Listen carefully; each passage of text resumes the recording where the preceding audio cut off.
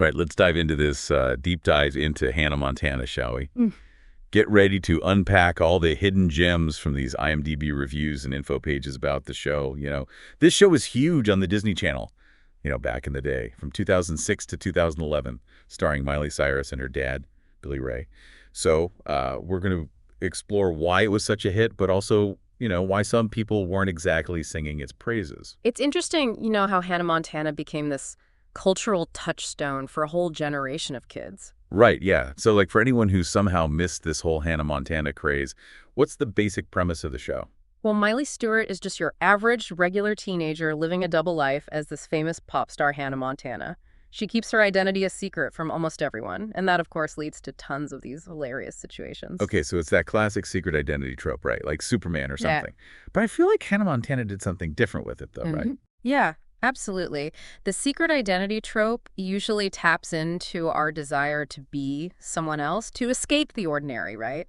But Hannah Montana added a layer to that. It's not about saving the world, it's about fitting in, which is a huge deal for teens, right? Totally.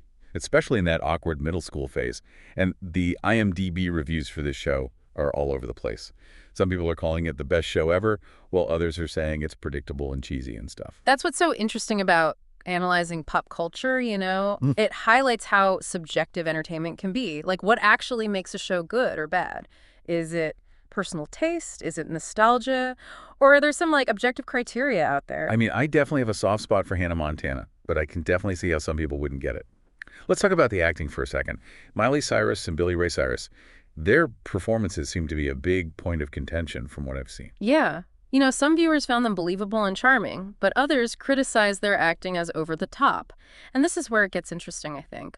Why do you think those perceptions vary so widely? Well, maybe it's the writing or the direction. I mean, some scenes definitely lean into that exaggerated sitcom style, which can come across as cheesy to some people.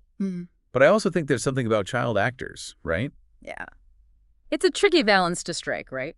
Child actors often walk this tightrope between naturalism and a performance that fits the exaggerated tone of a show aimed at a younger audience. And it's worth noting that Emily Osment, who played Miley's best friend Lily, consistently receives praise for her comedic timing. That's true. Yeah, she was always hilarious. Maybe she had more freedom to be goofy and over the top because her character wasn't carrying the weight of the show's premise. That's a great point. And this kind of leads us to another aspect of the show that received mixed reactions, the music. Oh, yeah, the music. It was a huge part of the show's success, for sure. I mean, those catchy pop songs basically became anthems for a whole generation. Best of both worlds, anyone. But even here, opinions are pretty divided. Yeah, exactly. Some people loved those upbeat, radio-friendly hits, but others found them repetitive or formulaic. So this begs the question, right? Did the music drive the show's popularity, or was it the other way around? That is a good question. I think it was probably a bit of both, right? The music definitely helped to solidify the show's brand and reach a wider audience, I think. But I'm curious to hear what you think about it. I think you're onto something. But before we delve deeper into the music, let's not forget the elephant in the room, the nostalgia factor. It's clear from the reviews that many people who grew up with Hannah Montana have a deep affection for the show, even if they acknowledge its flaws. Absolutely. It's that warm, fuzzy feeling of remembering your childhood, like maybe watching it with your siblings or friends after school. Yeah. But nostalgia can be a tricky lens, right? It can make us overlook things that might not hold up so well today if we were to watch it again.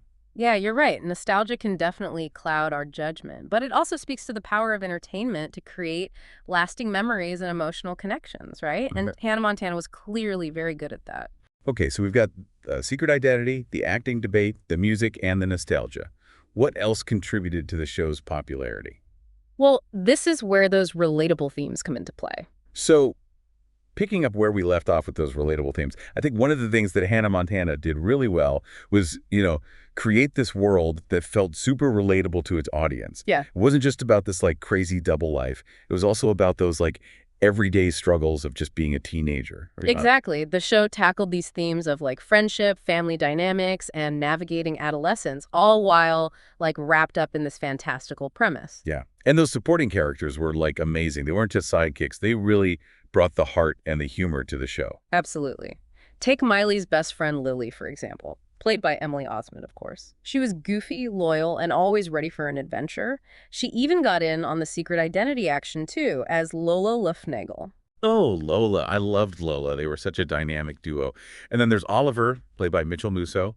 That poor guy was hopelessly devoted to Hannah Montana, not knowing it was Miley all along. Yeah, Oliver's obsession with Hannah provided some of the show's most hilarious moments, especially before he found out the truth. It's that classic case of dramatic irony. Oh, totally. And we can't forget Jackson, Miley's older brother.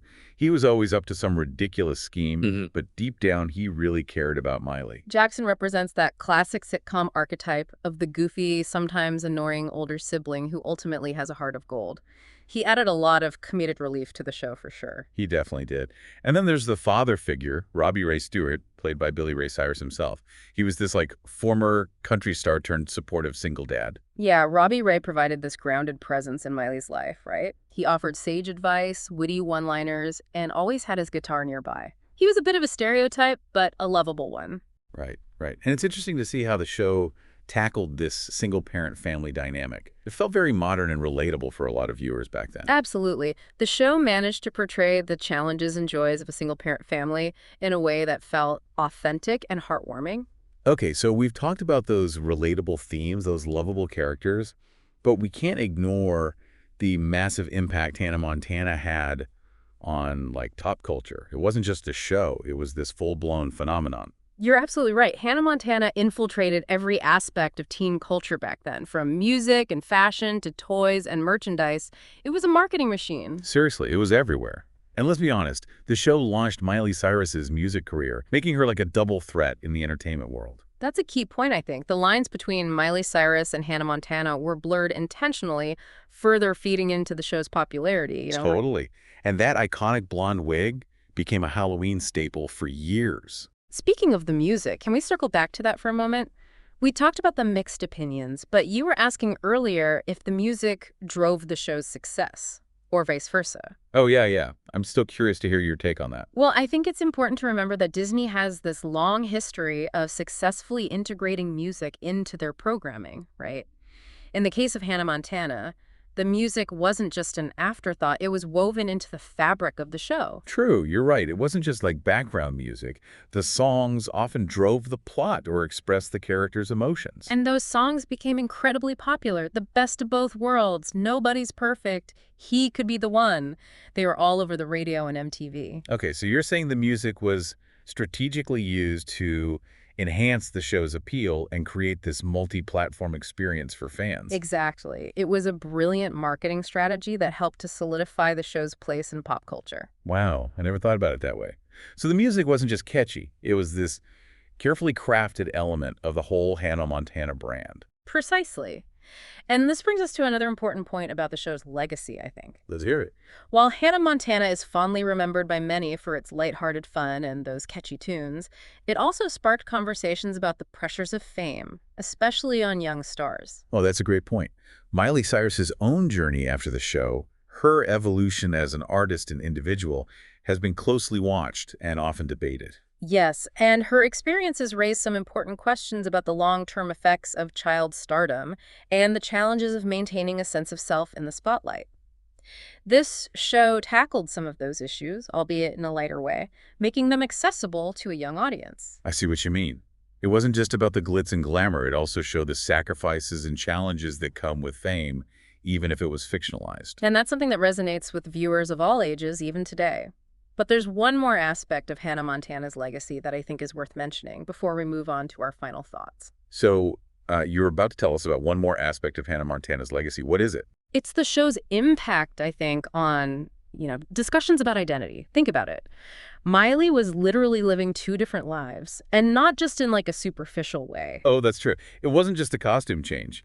She had different personalities, different friend groups, different pressures, depending on whether she was Miley or Hannah. Exactly. And that resonates with viewers on a deep level because, in a way, we all kind of navigate different versions of ourselves depending on the situation. Yeah, like code switching, right? Yeah. We act differently at work than we do with friends or family. Precisely. Hannah Montana took that concept and amplified it, exploring the complexities of identity, especially during those formative teenage years. And it's not just about fitting in, right? It's also about, like, figuring out who you are, what you stand for, and how you want to present yourself to the world. Absolutely. And that's a journey that continues throughout our lives. So in a way, Hannah Montana tapped into something very universal, even though it was presented in this fun pop culture package. Yeah. I'm seeing the show in a whole new light now. It's amazing how something seemingly lighthearted can spark such deep conversations. That's the beauty of pop culture analysis, right? It allows us to peel back the layers and uncover the deeper meanings and cultural significance embedded in the things we consume. I totally agree. Okay, so as we wrap up our deep dive into the world of Hannah Montana, what are some key takeaways you hope listeners will, remember? Well, first, that entertainment can be both deeply personal and culturally significant. You know, our reactions to shows like Hannah Montana are shaped by our own experiences, our nostalgia, and our values. It's like you said earlier, what makes a show good or bad can be subjective, but that doesn't make the discussions any less interesting. Exactly. And secondly, I hope listeners will remember that even seemingly simple shows can explore complex themes like identity, fame, and the pressures of growing up. Don't underestimate the power of a good sitcom to make you think. So true. Hannah Montana was way more than just a silly Disney show. It was a cultural phenomenon that tackled some pretty big ideas. And lastly, I hope listeners will take away the idea that pop culture is like a powerful force.